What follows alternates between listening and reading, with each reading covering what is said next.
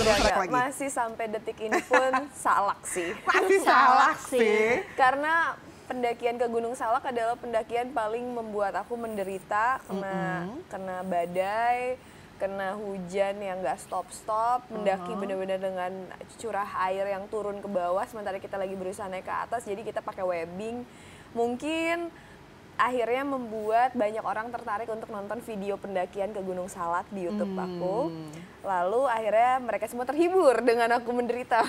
mungkin. Ya, Mereka sempat mau ikut naik gunung juga waktu kita lagi syuting film ini. Cuman scene-nya banyak jadi nggak bisa ikut. Loh, pada syuting pub ini kalian Nah, juga karena kita sempat... syutingnya di kota yang cukup cantik, nature-nya juga bagus, banyak gunung-gunung yang bisa dieksplor, bukit-bukit yang indah. Jadi aku kayak pas di tengah-tengah syuting, wah ayo dong aku mau naik gunung nih. Waktu itu aku mau ke Kawah Ijen. Terus aku ngajakin Nadiat sama Giselle, tapi sayangnya hari esoknya mereka sini masih banyak, jadi nggak ikut.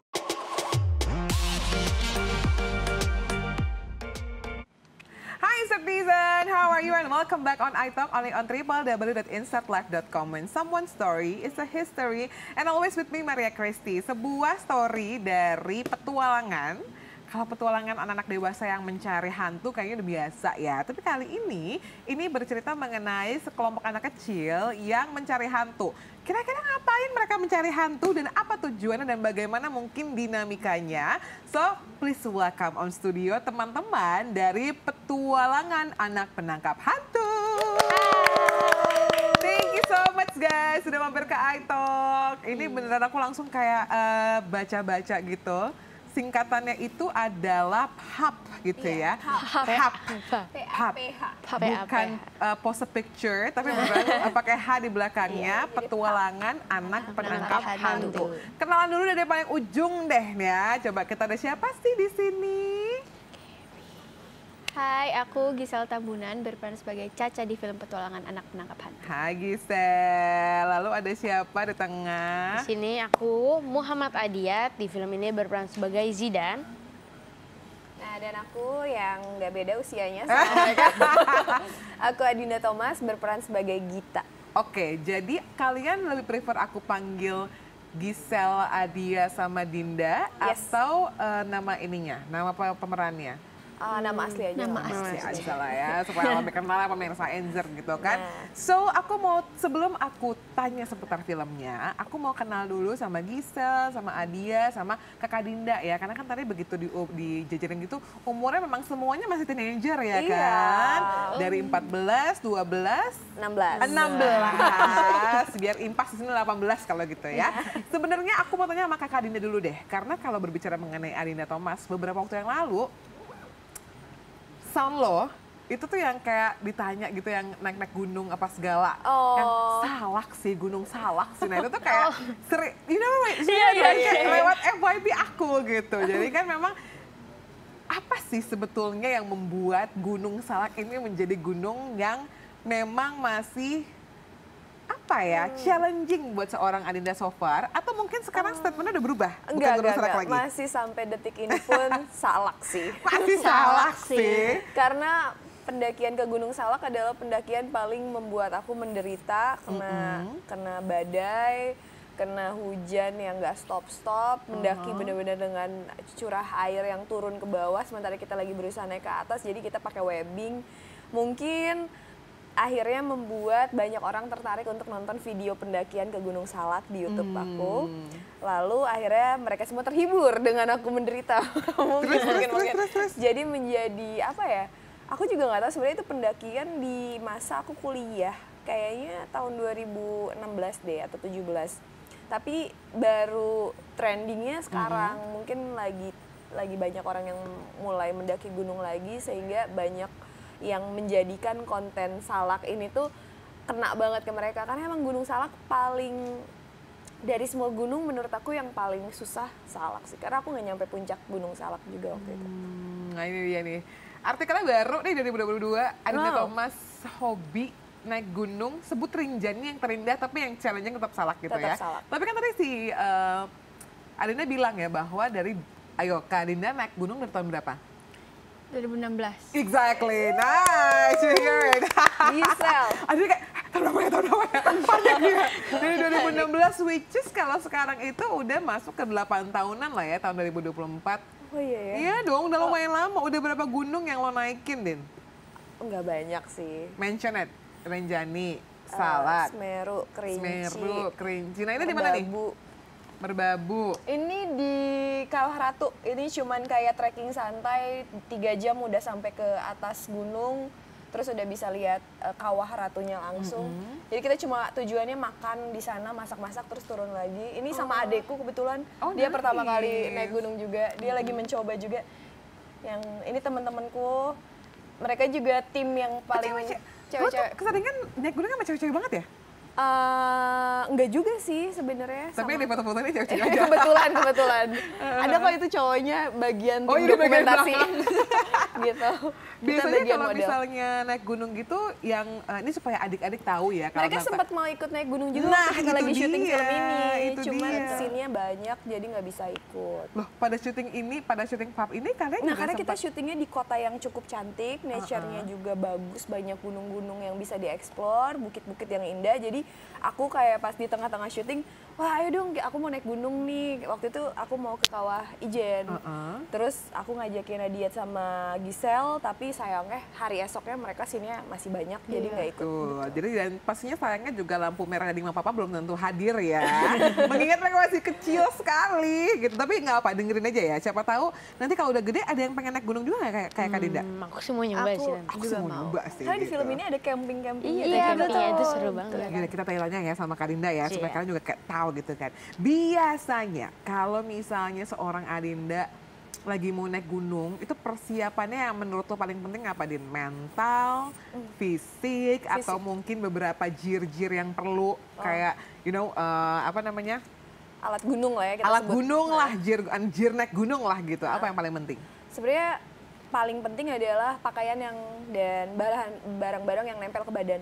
Sepatu harus nyaman, tas juga harus nyaman. Kalau mau bawa tasnya sendiri tanpa porter ya, supaya nggak cedera punggung gitu. Yes. Terus celana juga yang menyerap air dan gampang kering. Terus baju juga yang tahan angin dan gampang kering. Karena kan di alam kita nggak bisa prediksi hujan, panas, dan kita juga nggak bisa berteduh. Setelah itu baru disupport sama fisik. Jadi emang badannya harus kuat. Biasanya kalau udah pengen naik gunung ya mentalnya udah tercipta, sehingga tinggal fisiknya dilatih. Biasanya aku lebih fokus ngelatih kaki sama tangan. Lo nge-gym juga? Nge-gym juga. Oh gitu ya. Sorry, berat badan berapa? Aku lagi gendut sekarang. Maksud gue kayak 50-an. 50-an lah ya. Lu bawa ini berapa?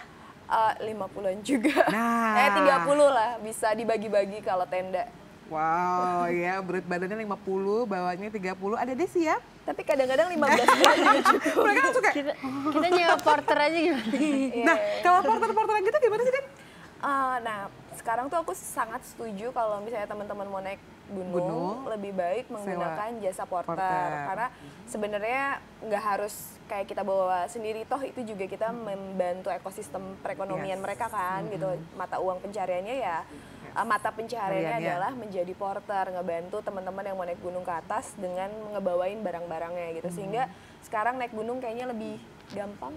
Kayak barang-barang juga bisa sewa, bisa pinjem. Kalau malas bawa berat, ada porter yang siap bantuin gitu. Gisel kayak udah tahu ya, bawa porter aja gimana? Atau bayar porter aja gimana? Tapi sebagai, ya I know that you are, maksudnya udah adult gitu ya. Tapi kalau misalnya sebagai anak cewek yang suka naik gunung gitu kan, dan udah cukup lama juga, you start berarti kan di early 20s. Itu nyokap lo segala macam, atau keluarga nggak ada yang khawatir? Khawatir sih. Terus gimana Terutama cara mama. menangkalnya atau memberi pertanggungjawabannya? Karena Gisel mungkin mau tanya sebenarnya. Gisel kayak papanya udah support. Oh wow, papa udah punya Gisel? Pergi apa enggak Mama? nih gitu. Mama, Orange? Iya. Masih orange. Kayaknya mungkin lebih ke karena kalau di keluarga aku, kakakku yang cewek juga naik gunung. Sehingga pas aku mulai naik gunung, dia udah kayak, ya kakaknya juga gitu. Untung kakak lo aman-aman ya, Iya, jadi aman-aman kayak aja. yaudah deh bisa deh nih ya gitu. Nah itu dia tadi Adina dengan mungkin hobinya yang naik gunung. Sekarang ini kita mau lihat nih gimana mungkin cerita dari seorang Gisel dan juga Adia. Coba kita lihat ya, ada apa sih artikelnya? Siapa duluan nih akan keluar artikelnya? Ini dia Adia. Kok Gisel langsung tepuk tangan? Ini ya dia lucu banget. Menang Muhammad Adiyat tampil menggemaskan saat terima penghargaan. Ini ada di 6 sampai 7 tahun lalu ya, 2017 tuh. Jadi ceritain dong Adiyat waktu umur kamu yang di 2017 itu menang apa sih? Itu waktu itu menang FFI. Oke, Sebagai peran anak pendatang terbaik. Oh, pemeran anak pendatang terbaik. Di film apa? Film horor.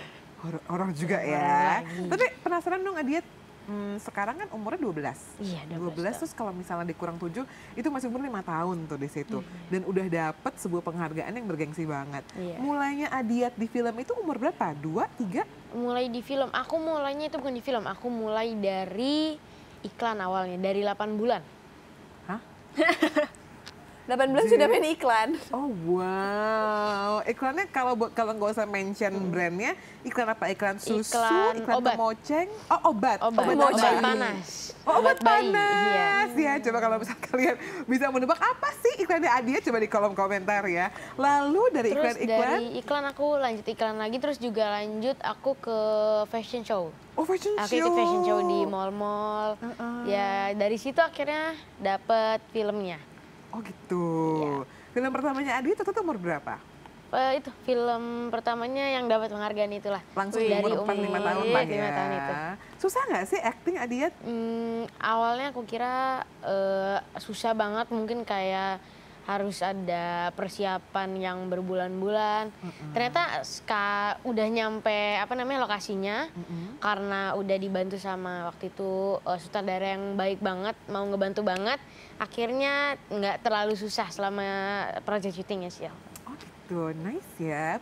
Baru umur 12 saya public speaking udah oke loh nih anak ya. Karena oke banget ya, tertata dan juga menceritakan apa yang ada gitu kan. Tapi konon nih aku dapat bisikan juga, karena Adiyat pada saat itu juga syuting horor dan masih kecil, mungkin sensitif kan, pure soul gitu kan. Katanya sering melihat penampilan yang tidak diundang gitu pada saat syuting dan lain-lain. Is that true? Mungkin ada ngedengar doang. Oh, mendengar apa yang sampai ke telinganya suara Adiyat? ayam, anak ayam kan biasanya anak ayam suka dikaitkan sama yang Serem-serem. mistis-mistis gitu kan. Oke. Tapi selain itu akunya sendiri nggak ngelihat, tapi mungkin kru-kruan ada yang katanya ngelihat. Oke. Boleh diceritain nggak mungkin posisi anak ayamnya itu pada saat di mana? Karena misalnya kalau kamu lagi syutingnya di syutingnya lagi di SD ya kan, misalnya kayak di sekolah-sekolah kan ada yang jualan anak ayam. Iya, jadi bener mungkin sih. dijelasin sama om tante prosesnya kapan. Kalau jam 2 pagi ya nggak mungkin ada anak ayam dong, jadi bisa diprediksi lah. Waktu itu kayaknya lumayan malam, jam 7 atau jam 9-an. Oke. Lagi di atas bukit sedikit, jadi setnya tuh di atas bukit. Kita naik jalan Briliku. Aku dengar suara ayam itu di bawah, dari bawah di perkebunan teh gitu. Sampai atas bukit. Sampai atas bukit Dengar suara kedengeran. ayam. Oh iya. Jangan-jangan kamu punya ini mainan ayam lagi di tas. Lupa. Iya. Kita hargain pengalaman dia ya. Takut banget. Takut banget loh. Tapi Udah pasti siang-siang yang nggak ada ayam. Nggak ada sih. Ada ayamnya nggak ada sih itu. You have to say, nggak ada sih. Kalau Itu nggak ada percaya. ayam di situ. Serius. Iya. Tapi aku penasaran. Kan tadi kamu bilang, kata orang tuh kalau suara anak ayam tuh ada nyamuk. Dikaitkan dengan yang mistis-mistis gitu. Adiyat dengar dari siapa? Hah? Adiyat dengar dari siapa? Kalau suara anak ayam itu biasanya diidentifikasi, adanya sebuah tamu-tamu, adanya kedatangan tamu-tamu tadi undang gitu. Waktu itu dengar ada beberapa kru ngomongin. Oh gitu. Terus ibu aku juga, aku nanya ke ibu aku dan ibu aku ngasih tahu katanya itu biasanya suaranya kuntilanak. Oh, Tante Kunti. Iya, Tante Oke. Kunti. Katanya Ada begitu. tantenya ya. Iya, terus si Adiyat baru 12. Mamanya ketawa jadi belakangnya. Nanti kita konfirmasi ya, dia mamanya bener Kirain apa dengar enggak. suara ketawa gitu atau apa. Ayam ya. Nggak masalah. Setiap orang punya pengalaman Oh, iya, masing-masing. Gitu. Gisel langsung, oh ya, oke. Kalau Gisel kenalan sama dunia acting sama juga kayak Adiyat kan dari iklan atau gimana? Iya, aku dari iklan. Dari Umur? Umur 3 tahun. Oke, 3 tahun tuh inget nggak iklan pertamanya apa? Nggak usah sebut mereknya, sebut aja produknya. Pampers. Pampers loh. Oke, iklan. Terus akhirnya pertama kali main film atau terjun ke dunia film tuh umur berapa?